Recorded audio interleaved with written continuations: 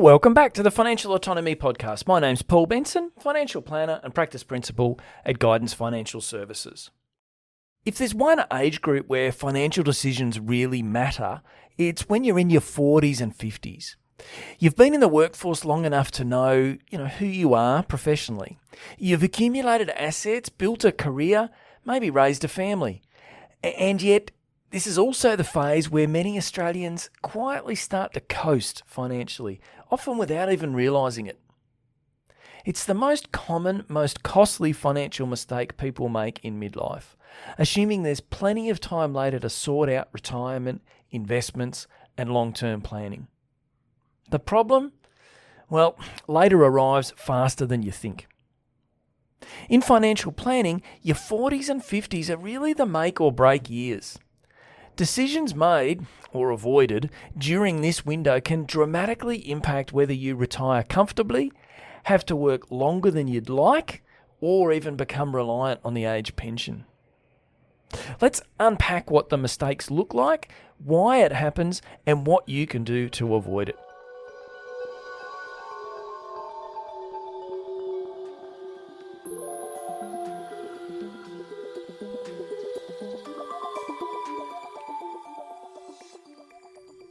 All right, well, let's start with why this age window matters so much.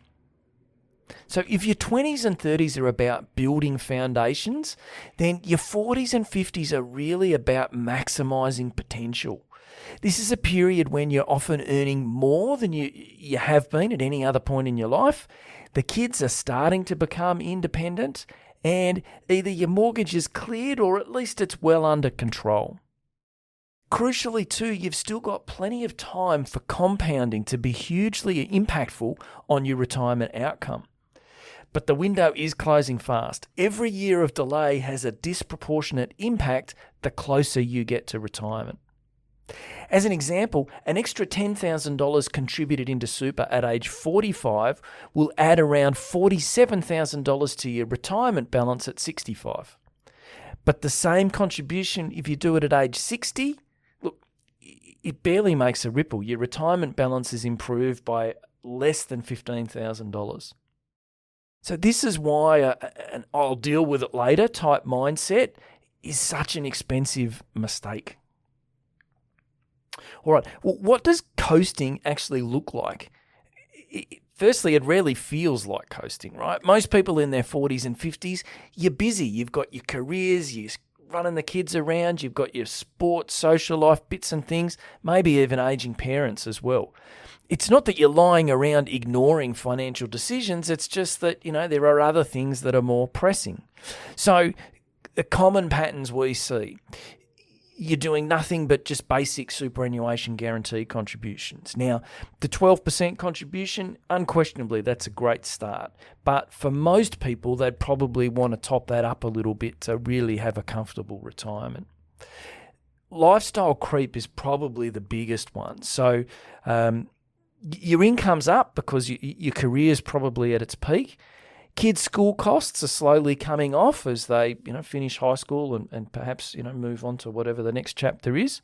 And your mortgage is maybe even cleared entirely, but if not, certainly well under control. So the financial straitjacket is falling off. You've actually got some spare money at the end of the fortnight. Yet what can happen is it just gets sort of frittered away. Extra lifestyle spending, bit of extra takeaway, a bit of an upgrade in terms of the family holiday.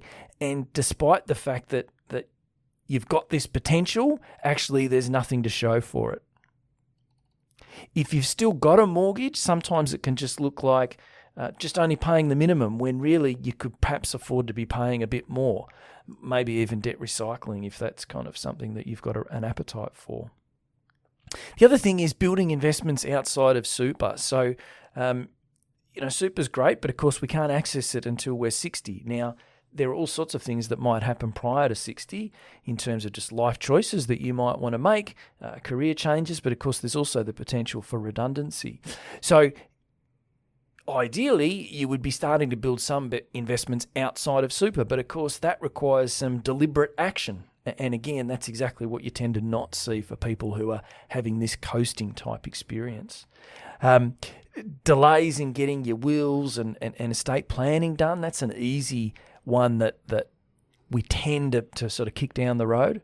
And the other thing is not reviewing insurance policies. So we might have got life insurance or something with our super, income protection, whatever. When we're in our 30s, the kids were young, we had a big mortgage, and you've just let them run ever since. But of course, they get more expensive as we get older. There's a greater likelihood of medical issues. And maybe you don't need them anymore, particularly if you've got the mortgage paid off and as the kids become adults, do you still need all that insurance? And of course, particularly if it's in super, then it's eating into what your retirement balance is going to be. Now, of all these things, I mean, none of them are sort of in isolation catastrophic, but collectively, they create this sort of pattern of financial drift, this idea of coasting, and really of just not seizing the opportunity that you have. The cost of taking action, it can be difficult to see, right? Because it's primarily a compounding issue, and so you don't feel it immediately. But what ends up happening, of course, is you've got a lower super balance than would have otherwise been the case had you thrown a bit more money that way. Therefore, your flexibility around retirement is reduced. Maybe you have to wait until 67 until you qualify for the age pension. It might be that you're forced to downsize a bit earlier than maybe you would have liked. Or just, you've got to work a bit longer, right? So your options are reduced, your choices are reduced as a consequence of this coasting and not making the most of this opportunity. So how can we correct this? How can we change it? Well, we would suggest a mindset shift is really where it needs to happen. So instead of just thinking, look, I'll worry about that once the kids move out, or we'll get onto that as soon as the mortgage is cleared, try and turn it around to, well, look, the next 10 or 15 years are going to really set me up for the next 30 or 40. These are the peak years, and you really want to try and embrace it and think about how you can squeeze the most opportunity out of that. All right, so let's have a think about some of the things that you could be doing when you're in your 40s and 50s that will create, significant, meaningful improvement in terms of your financial trajectory. So, boosting concessional contributions. So perhaps you could do a bit of salary sacrifice, personal deductible contributions, maybe even use catch-up provisions if you've got access to that. But kicking a bit extra into super, again, because if we're doing this in our 40s and 50s, it's got at least 10 years, maybe more, until you're going to access it. So there's just good time for compounding there. You could even, so that's the tax deductible type super contributions. You could even potentially do after tax contributions, particularly if you're in your sort of mid 50s, where access to your money is not so distant. For those maybe more in their 40s, investing outside super might make more sense, so that the money's not sort of inaccessible for such a long period of time. Think about debt recycling, how you're using your offset account. I've mentioned this in past episodes, but I'm sometimes amazed when I see people where they have an offset account where the balance in there is actually larger than the debt that it's offsetting, because then the excess is just earning absolutely nothing, and effectively becoming worth less and less over time due to inflation. But in terms of debt, debt recycling is another potential. Estate planning, of course, I touched on that already, but, try not to delay doing your will for eternity, right? Get on with it.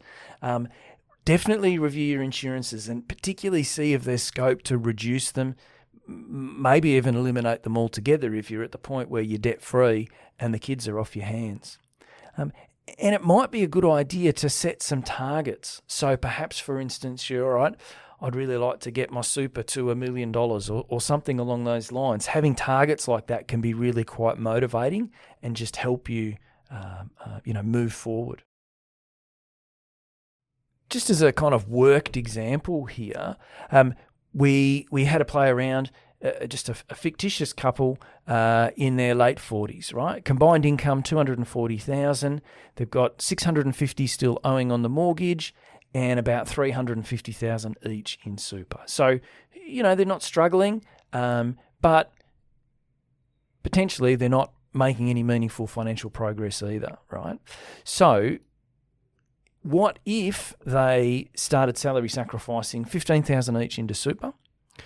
What if they refinanced their mortgage and then were able to redirect $12,000 a year into a portfolio, like an ETF type portfolio outside super? What if they reviewed their super and they made some cuts there and they set themselves a goal? So I mentioned this earlier, but perhaps for super, righto, they each want to hit 1.1 million by the time they're 60.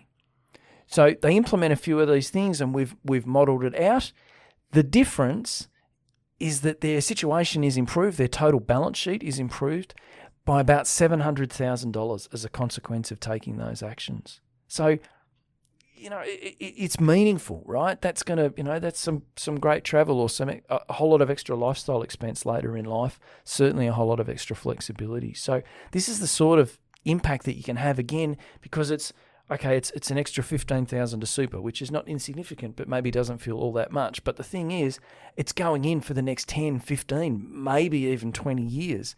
And so the compounding nature of that, it just has a really meaningful impact in terms of where you end up. So look, if you've found yourself in this coasting phase of life, don't beat yourself up. You've probably had 20 odd years of nose to the grindstone, and it's perfectly reasonable to want to ease up on the pressure. But just recognise that your 40s and 50s are a golden window. High income, valuable experience, and enough time for compounding to work in your favour.